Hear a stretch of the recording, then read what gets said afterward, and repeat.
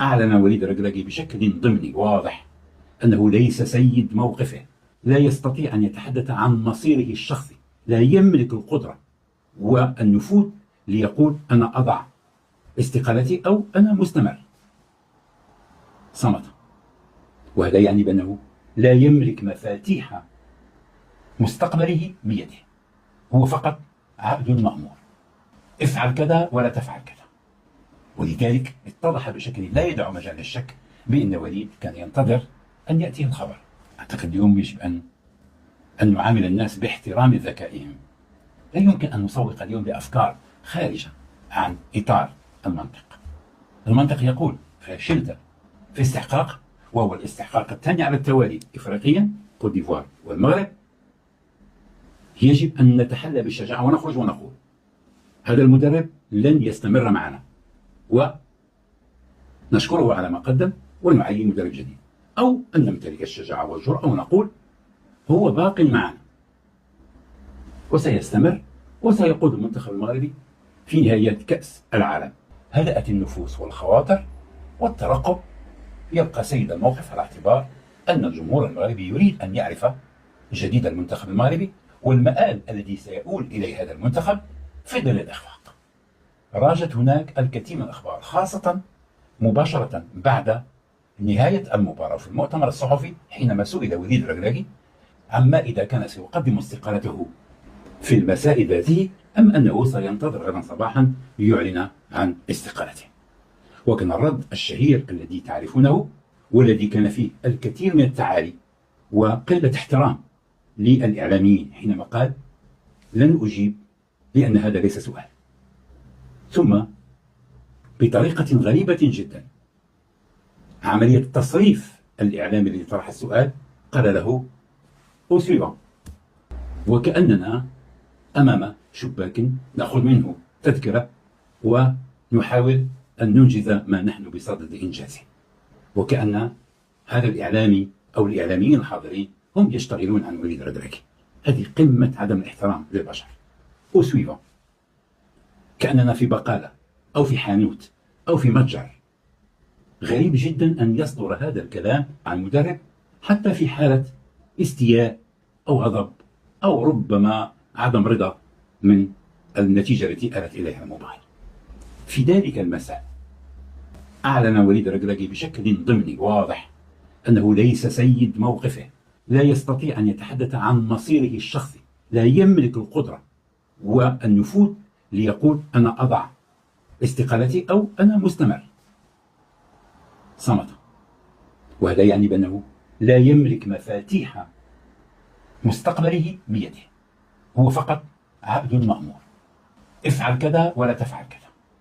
ولذلك اتضح بشكل لا يدع مجال للشك بأن وليد كان ينتظر أن يأتيه الخبر، إما عن طريق فوزي القشا رئيسه المباشر، أو أن يبلغه قرار من هو فوق فوزي القشا بأنه سيستمر أو سيغادر.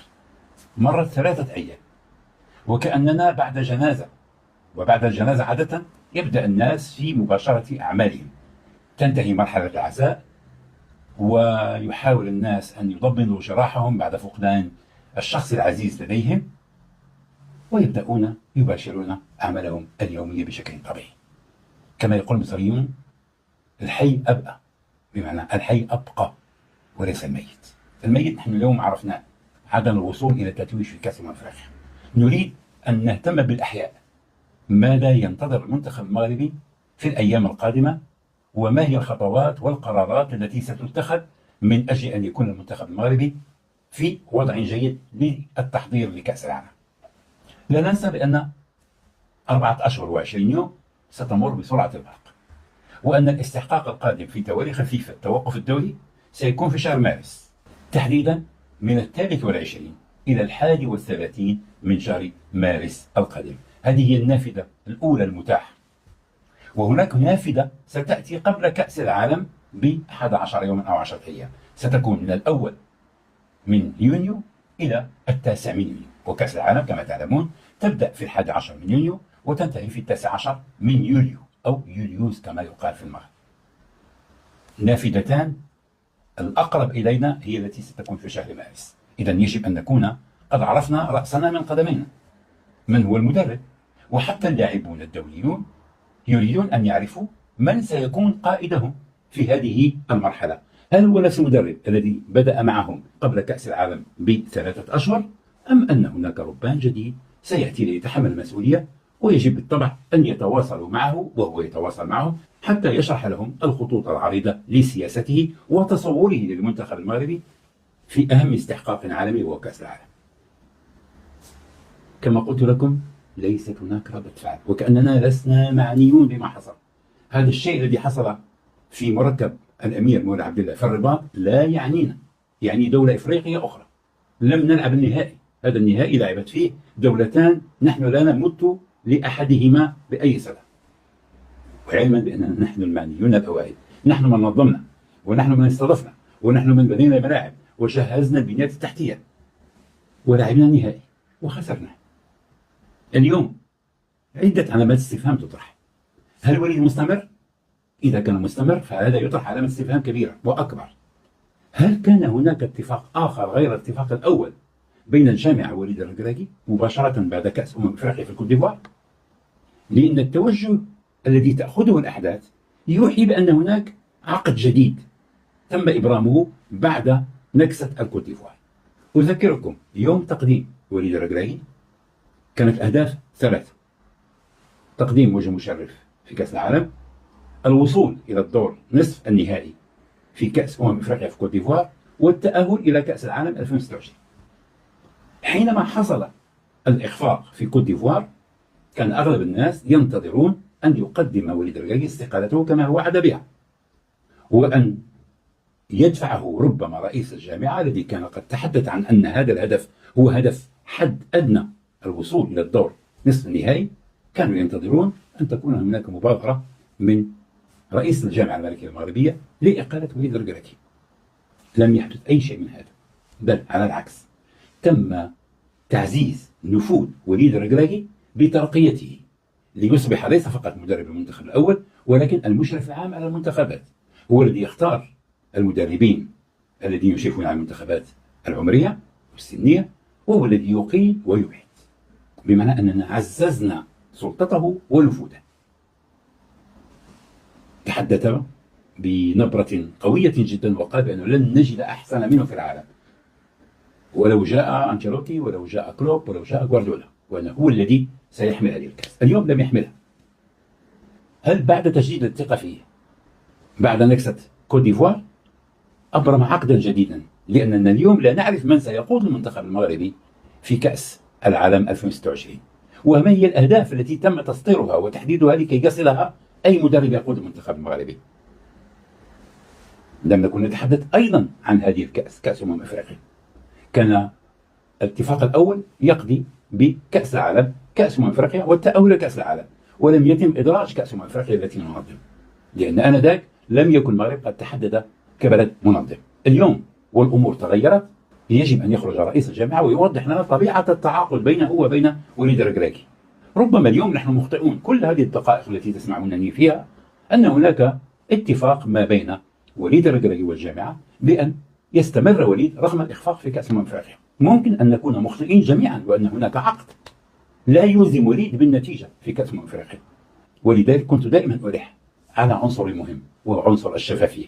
يا سيدي أخبرونا ماذا تفعلون، ماذا تخططون، على ماذا تتفقون، ما هي طبيعة العقود، ما هي طبيعة التعاقدات بين المدربين والجامعة الملكية المغربية، أم أن الموضوع متروك هكذا في انتظار الأوامر؟ أعتقد اليوم بأنه بعد الإخفاق في كأس أفريقيا أصبح رئيس الجامعة مطالبا أن يخرج إلى الرأي العام ليتحدث. الآن أصبح الحديث عن مدرب المنتخب المغربي له أولوية ربما أكثر من ما كنا نطالب به، أن يكشف لنا عن الأرقام الخاصة بتنظيم هذه المسابقة، كم أنفقنا وكم ربحنا. ما سمعناه وهو على لسان الكاف أن هذه الدورة من كأس أفريقيا حطمت الأرقام القياسية على مستوى الحضور الجماهيري وعلى مستوى المداخيل من خلال الشركات الراعية للمسابقة. نريد أرقام، لا نريد كلام. ولكن الآن بالنسبة لنا نحن كمغاربة نريد أن نعرف ما هو مصير وليد الركراكي، وهو أيضا يجب أن يعرف مصيره. اللهم إذا كان يعلم قبل المباراة وقبل هذه الدورة أنه مستمر مهما كانت النتيجة، وهذا سيكون خطأ جسيم جدا، لأننا حينما كنا نتحدث وننتقد ونحاسب ماذا كنت أسمع وماذا كان يكتب في التعاليق، ليس وقت المحاسبة، نحاسبه بعد نهاية الدورة. انتهت الدورة، هل حاسبنا؟ هل جلس معه أحد وقال له أنت أخفقت وفشلت في هذا وهذا وهذا ولم تحقق أهدافنا؟ أم أن الأطراف ربما هي متفقة على أن الخروج من كأس أفريقيا بدون لقب ليس نهاية العالم، وأن المدرب مستمر حتى كأس العالم، ولكن على الأقل أن يمتلكوا الشجاعة وأن يخرجوا بتصريحات رسمية تؤكد ذلك. اليوم علامات استفهام كثيرة تحيط بالمنتخب المغربي وبالجامعة الملكية المغربية. من يقرر؟ من يختار؟ من يحدد؟ من يقيل؟ من يبقي؟ لا نعرف. حتى في كوت ديفوار بعد كوت ديفوار لم يصدر بلاغ رسمي بأن تجديد الثقة في وليد الركراكي. أصبح أمرا واقعا تعود عليه المغاربة. هل سنكون اليوم أمام أمر واقع جديد؟ وربما إذا كانت نية في تغيير المدرب وإنهاء التعاقد مع وليد الركراكي، أليس من المجدي أن نعطي للمدرب الجديد مساحة ليتعرف على محيطه، على لاعبيه، قبل أن يلعب مباراتين في شهر مارس؟ أم أننا ربما نؤمن بأن عقلية وسياسة كرة القدم، كرة الكوكوت مينوت، هي التي ستنفع في هذا الزمان؟ فعلناها في كأس العالم في قطر وروجنا على أنها كانت تتويج لمنظومة، علما بأن هذه المنظومة لم تكن موجودة 3 شهور قبل ذلك. مع وحيد خليلوزيتش لم تكن هذه المنظومة موجودة، نبتت وترعرعت وأخرجت سنابلها في كأس العالم. أعتقد اليوم يجب أن نعامل الناس باحترام ذكائهم. لا يمكن أن نسوق اليوم لأفكار خارجة عن إطار المنطق. المنطق يقول فشلت في استحقاق، وهو الاستحقاق الثاني على التوالي إفريقيا، كوت ديفوار والمغرب، يجب أن نتحلى بالشجاعة ونخرج ونقول هذا المدرب لن يستمر معنا، ونشكره على ما قدم ونعين مدرب جديد، أو أن نمتلك الشجاعة والجرأة ونقول هو باق معنا وسيستمر وسيقود المنتخب المغربي في نهاية كأس العالم.